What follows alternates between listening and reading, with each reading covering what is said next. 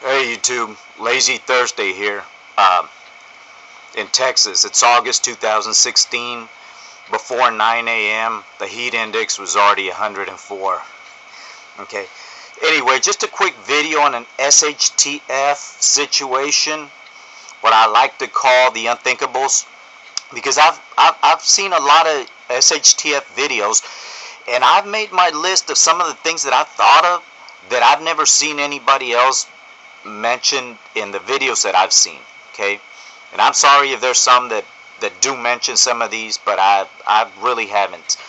And anyway, as we all know, an SHTF situation could come out of martial law, a pandemic, a dollar collapse, World War III, rioting, any situation, or multiple of these scenarios. Anyway, but I know a lot of people say, you gotta have the three B's: bullets, band-aids, and beans.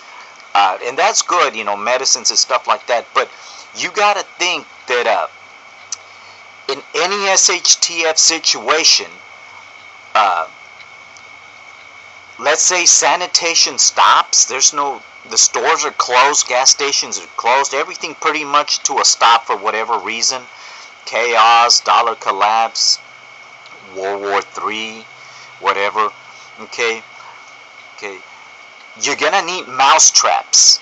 Okay, it don't take long after sanitation stops, after the city stops picking up your trash bins, before you have a really big mouse problem. And if there's a pandemic outside, you don't want to have contaminated creatures or insects coming into your house, bringing that stuff in. You're going to need a lot of mouse traps. Those wooden ones or the glue traps. Okay, a mouse can come in through any little hole, tiny, smaller than a dime. And you think you don't have mice now, your neighbors might have. Okay, if your neighbors don't, out there in the fields, even if you live in a good metropolitan area, there's still mice around. There's always mice around. Okay, no matter how clean you have your house, you'll get mice, especially if people are eating of their tinned goods where they only eat what they open up. It won't take long before these critters, will come into your house looking for something to bite on, bags to open, whatever. Okay, so get some mouse traps, fly paper. If the garbage bins outside are piling up, flies are going to start multiplying, and again, you don't want those bringing inside your house whatever might be outside, even if basic germs, because you won't have water to waste to be cleaning yourself and washing and bathing regularly. Okay, flea powders and sprays. If it's a tight situation where people can barely ration what they eat for themselves, it won't take long before a lot of people stop feeding their dogs or cats that they might have outside in the yard. Those dogs or strays can come into your house, and it just takes a flea or two to be laid on your ground in your yard before you have a whole bunch of fleas coming inside your house. And even if you had the luxury of taking a bubble bath to try to kill those fleas on your body, if they're inside your house, they're already on your carpet, on your bed, your pillows, everywhere.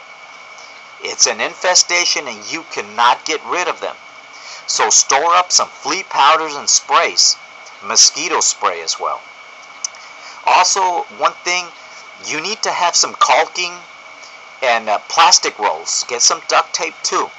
In case there is a pandemic outside, or let's say the threat of nuclear war, or there's war started and there's radiation in the air, even if you don't live in a metropolitan area that might be more at risk for a nuclear attack, radiation fallout could be out in the air moving your way.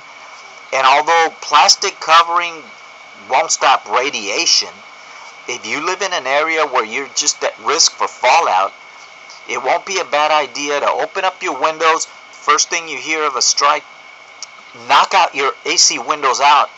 Close the windows, caulk them, put plastic covering all over your doors and windows to keep some of that dust from coming inside your house. The same as your attic vents. You might want to cover all of that up if you hear that there's a risk for fallout in your area. oil lanterns and wicks. Okay, I know a lot of people store up batteries, flashlights, and things like that. A lot of those have electronic components in there. If there's a risk of an EMP attack, it will fry up all your circuitry.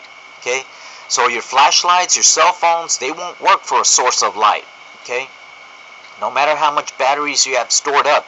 Okay, so get some oil lamps, some oil lanterns with wicks. Have a whole bunch of them stored away, okay, just in case you need that light source, especially at night if there's rioters or whatever, and you want to be able to have some light in the middle of your house, inside your house, so that you can know which way to run to get your guns or whatever, in case you need to move about, or just go to the bathroom at night or whatever. You want to have some light sources for yourself and your family. So get those oil lanterns ready. Get some enough wicks, twine, rope, strings, zip ties. You never know. Maybe you'll have to hang a makeshift drying clothesline inside your house. You need some string. If you have old nails, hammering nails and old boards in your backyard, don't throw them away yet. If some people may not have guns to protect themselves in case of looters or whatever, you might need those boards, those old nails, when you can't run to the store to buy some nails now.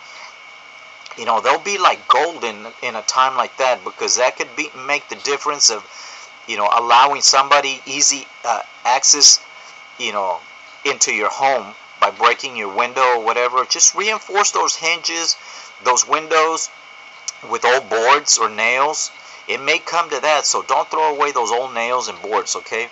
Aluminum paper. If you have to stay put inside your house and the days are hot, and you know, you might want to cover your windows with aluminum paper to deflect some of that sunlight that's hitting your window and further heating up the inside of your house, okay? So these are just some of the things that I thought of that I know are very important. You know, again, like I said, a recap: mouse traps, fly paper, flea powders and sprays, mosquito spray, things like that. Now, while we have the chance to, and the access of internet, go online and get chart of measurements for whatever. For example, how many drops of bleach to put in a gallon of contaminated water, in case your water gets contaminated and you need to sanitize it and disinfect it so it can be drinkable again. You know, get all these measurements in a chart to have ready. Maybe your child gets sick with the cold or a fever, and you have a box of medicine that tells you how many milliliters to give him for dosage, but you've lost that measuring cup. You know, those charts can tell you how many drops equals 1 milliliter and things like that, so that you can more or less estimate how much medicine, how much dosage they should be given. So things like these, people have to be prepared with, okay? Get enough toilet paper ready. I know people say, if it came down to it, I'll clean myself by ripping up a book, using the pages to clean myself. I mean, nobody's used to that, okay? But don't put your children through that if they don't have to, okay? Just store a lot of toilet paper. It won't go bad. You'll use it up eventually, no matter how much you store up, okay? And if an HTF situation arose that you can't go to the store to buy these things, well, you'll be glad you had enough stored away, okay? So, just some of the things I thought of. You know, I don't know if I mentioned fish hooks. You know, I did list string and twine, rope, and things like that. So, for those people, too, that might not have enough weapons to really protect themselves, or if they're asleep at night and think that rioters or looters might try to break in through their window, you know, tie some fishing line in the inside of your window. Tie a whole bunch of fish hooks to them. I guarantee you, if somebody breaks that window and tries to crawl inside your window and gets those hooks on their neck and their arms and their chest, they'll be wiggling themselves trying to get out rather than coming in further in. So things like these may be handy for weapons, for more protection, just to buy you a little bit more time while you go get your gun if you have one. So things like that. Get your chart of measures.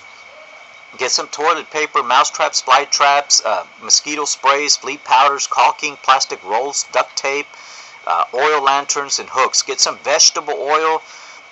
Store some of that. Store tubs of lard, whatever. You're not gonna want to just be boiling rice all the time. So if you have something to cook, you'll be glad you had some vegetable oil or lard to cook with. Okay.